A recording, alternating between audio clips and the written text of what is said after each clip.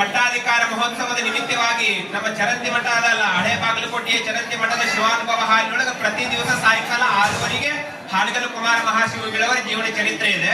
ಪ್ರತಿನಿತ್ಯ ಪ್ರಸಾದದ ವ್ಯವಸ್ಥೆ ಇದೆ. ತಾವೆಲ್ಲರೂ ಹತ್ತೆಚ್ಚಿ ಅಲ್ಲಿಗೆ ಬಂದು ಒಂದಿಷ್ಟು ಪುರಾಣ ಪ್ರವಚನಗಳನ್ನ ಕೇಳಿ ಜೀವನವನ್ನ ಪಾವನ ಮಾಡಿಕೊಳ್ಬೇಕು. ಈ ಮೂಲಕ ನಾವು ನಿಮಗೆ ಆಮಂತ್ರಣವನ್ನ ಕೊಡಾಕತ್ತೀವಿ. ದಯವಿಟ್ಟು ಎಲ್ಲರೂ ಬರಬೇಕು. ಅಲ್ಲಿರ್ಬೇಕಮ್ಮ ಚಪ್ಪಾಳೆ. 6, 7, 8ನೇ ತಾರೀಕಿನೊಂದು ವಿಶೇಷ ಕಾರ್ಯಕ್ರಮಗಳದಾವ, ಏನೋ ವಿಚಾರ ಸಂಕೀರ್ಣ ಗೋಷ್ಠಿಗಳದಾವ. ದಯವಿಟ್ಟು ಆ 3 ದಿವಸಕ್ಕೂ ನಿಮ್ಮೆಲ್ಲರ ಮುಖಗಳು ಎಲ್ಲಿಗೆ ಆಗ್ಬೇಕಂದ್ರ ಅದು ನಮ್ಮ ಚರಂತಿ ಮಠದ ಸಭಾಭವನದ ಹಾಲ್ ಕಡೆಗೆ ಆಗ್ಬೇಕು. ಹೆಂಗ ಆಗ್ಬೇಕಂದ್ರ ಒಂದ್ ಕಾಲಕ್ಕ ಎಲ್ಲ ದಾರಿಗಳು ಎಲ್ಲಿಗೆ ಅಂದ್ರೆ ರೋಮ್ ರಾಜ್ಯಕ್ಕೆ ಅನ್ನುವಂಥದ್ದು ಇತಿಹಾಸದೊಳಗೆ ನಾವು ಓದ್ತೀವಿ. 12ನೇ ಶತಮಾನದೊಳಗೆ ಎಲ್ಲ ದಾರಿಗಳು ಎಲ್ಲಿಗೆ ಅಂದ್ರೆ ಕಲ್ಯಾಣ ನಗರಕ್ಕೆ ಅಂತ ಹೇಳ್ತಿದ್ವಿ. ಏನು ಅನುಭವ ಮಂಟಪಕ್ಕೆ, ಆ ಬಸವನ ಸನ್ನಿಧಾನಕ್ಕೆ ಅಂತ ಹೇಳ್ತಿದ್ವಿ.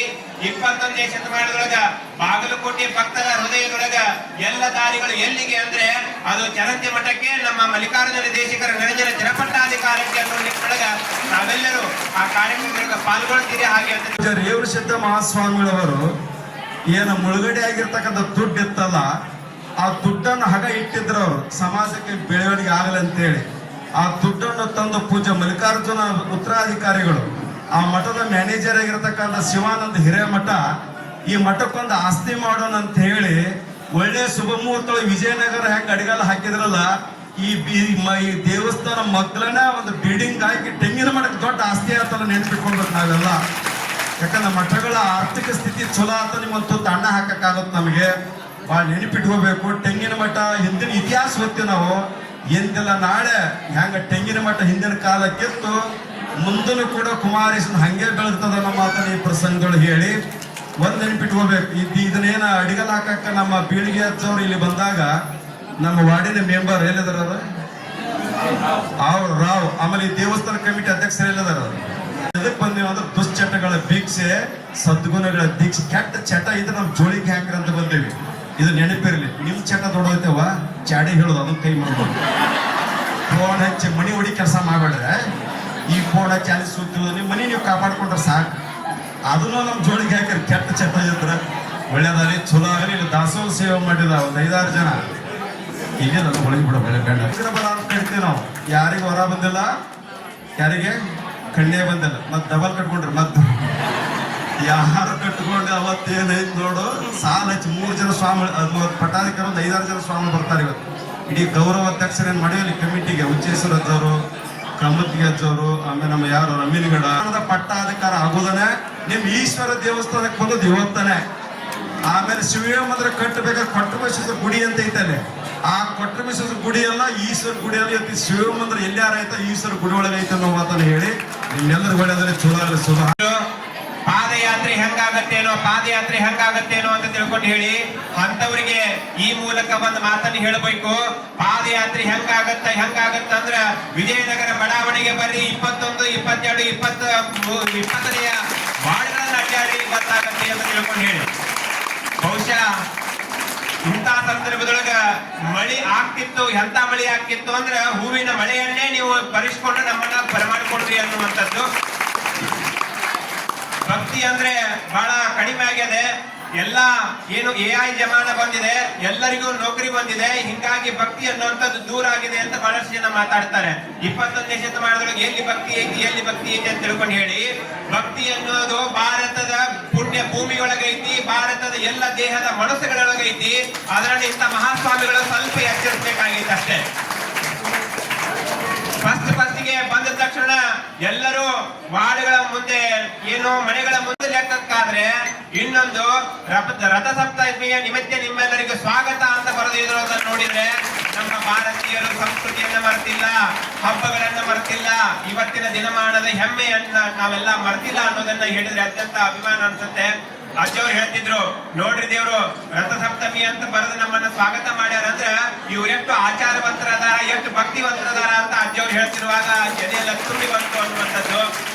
ನಿಮಗ ರಥಸಪ್ತಮಿಯನ್ನು ನಾನು ಇಲ್ಲಿ ಯಾಕೆ ನೆನಪು ಮಾಡ್ಕೊಳ್ತೀನಿ ಅಂದ್ರೆ, ಹಾನಗಲ್ಲ ಗುರುಕುಮಾರ ಮಹಾಶಿವಯೋಗಿಗಳವರ ಏನು ಪುಣ್ಯದ ಚರಿತ್ರೆಯನ್ನು ಇಲ್ಲಿ ಹೇಳಾಕತ್ತೀವಲ್ಲ, ಅಂತ ಹಾನಗಲ್ಲ ಗುರುಕುಮಾರ ಮಹಾಸ್ವಾಮಿಗಳು ಇಂಥ 100 ಜನ ಮಹಾಸ್ವಾಮಿಗಳನ್ನ ತಯಾರು ಮಾಡೋದಕ್ಕ ಶಿವಯೋಗ ಮಂದಿರ ಏನು ಸ್ಥಾಪನೆ ಮಾಡ್ತಾರಲ್ಲ, ಆ ಶಿವಯೋಗ ಮಂದಿರ ಸ್ಥಾಪನೆ ಆಗಿರ್ತಕ್ಕಂಥ ದಿವಸ ರಥಸಪ್ತಮಿಯ ದಿವಸ ಅನ್ನುವಂಥದ್ದು ತಮ್ಗೆಲ್ಲ ಗೊತ್ತಿರಲಿ.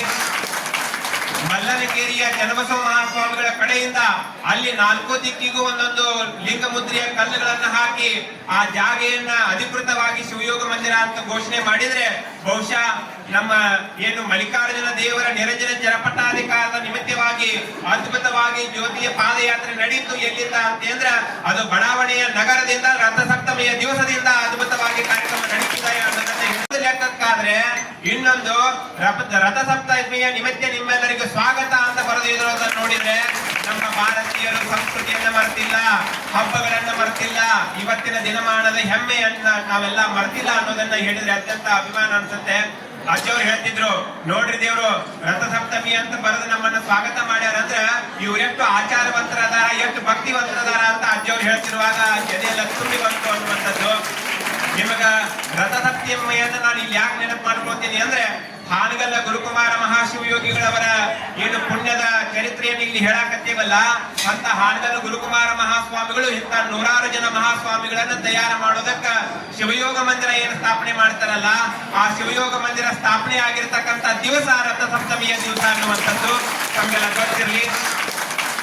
ಮಲ್ಲನಕೇರಿಯ ಚನ್ನಬಸವ ಮಹಾಸ್ವಾಮಿಗಳ ಕಡೆಯಿಂದ ಅಲ್ಲಿ 4 ದಿಕ್ಕಿಗೂ ಒಂದೊಂದು ಲಿಂಗ ಮುದ್ರೆಯ ಕಲ್ಲುಗಳನ್ನ ಹಾಕಿ ಆ ಜಾಗೆಯನ್ನ ಅಧಿಕೃತವಾಗಿ ಶಿವಯೋಗ ಮಂದಿರ ಅಂತ ಘೋಷಣೆ ಮಾಡಿದ್ರೆ ಬಹುಶಃ ನಮ್ಮ ಏನು ಮಲ್ಲಿಕಾರ್ಜುನ ದೇವರ ನಿರಂಜನ ಚರಪಟ್ಟಾಧಿಕಾರದ ನಿಮಿತ್ತವಾಗಿ ಅದ್ಭುತವಾಗಿ ಜ್ಯೋತಿಯ ಪಾದಯಾತ್ರೆ ನಡೆಯಿತು ಎಲ್ಲಿಂದ ಅಂತಂದ್ರ ಅದು ಬಡಾವಣೆಯ ನಗರದಿಂದ ರಥಸಪ್ತಮಿಯ ದಿವಸದಿಂದ ಅದ್ಭುತವಾಗಿ ಕಾರ್ಯಕ್ರಮ ನಡೀತಿದೆ ಅನ್ನೋದನ್ನ ಹೇಳಿದ್ರು.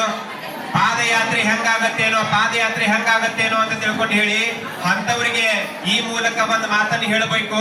ಪಾದಯಾತ್ರೆ ಹೆಂಗಾಗತ್ತ ಅಂದ್ರ ವಿಜಯನಗರ ಬಡಾವಣೆಗೆ ಬರ್ರಿ, 21, 22, 20ನೇ ವಾರ್ಡ್ಗಳನ್ನ ಅಡ್ಡಾಡಿ ಗೊತ್ತಾಗತ್ತೆ ಅಂತ ತಿಳ್ಕೊಂಡು ಹೇಳಿ. ಬಹುಶಃ ಇಂಥ ಸಂದರ್ಭದೊಳಗ ಮಳಿ ಆಗ್ತಿತ್ತು, ಎಂತ ಮಳಿ ಆಗ್ತಿತ್ತು ಅಂದ್ರ ಹೂವಿನ ಮಳೆಯನ್ನೇ ನೀವು ಬರಿಸ್ಕೊಂಡು ನಮ್ಮನ್ನ ಬರಮಾಡ್ಕೊಡ್ರಿ ಅನ್ನುವಂಥದ್ದು. ಭಕ್ತಿ ಅಂದ್ರೆ ಬಹಳ ಕಡಿಮೆ ಆಗಿದೆ. ಎಲ್ಲ ಏನು AI ಜಮಾನ ಬಂದಿದೆ, ಎಲ್ಲರಿಗೂ ನೌಕರಿ ಬಂದಿದೆ, ಹಿಂಗಾಗಿ ಭಕ್ತಿ ಅನ್ನುವಂಥದ್ದು ದೂರ ಆಗಿದೆ ಅಂತ ಬಹಳಷ್ಟು ಜನ ಮಾತಾಡ್ತಾರೆ. 21ನೇ ಶತಮಾನದೊಳಗೆ ಎಲ್ಲಿ ಭಕ್ತಿ ಐತಿ ಅಂತ ತಿಳ್ಕೊಂಡು ಹೇಳಿ, ಭಕ್ತಿ ಅನ್ನೋದು ಭಾರತದ ಪುಣ್ಯ ಭೂಮಿಯೊಳಗೈತಿ, ಭಾರತದ ಎಲ್ಲ ದೇಹದ ಮನಸ್ಸುಗಳೊಳಗೈತಿ. ಅದರಲ್ಲಿ ಇಂಥ ಮಹಾಸ್ವಾಮಿಗಳು ಸ್ವಲ್ಪ ಎಚ್ಚರಿಸಬೇಕಾಗೈತೆ ಅಷ್ಟೇ. ಫಸ್ಟಿಗೆ ಬಂದ ತಕ್ಷಣ ಎಲ್ಲರೂ ವಾರ್ಡ್ಗಳ ಮುಂದೆ ಏನೋ ಮನೆಗಳ ಮುಂದೆ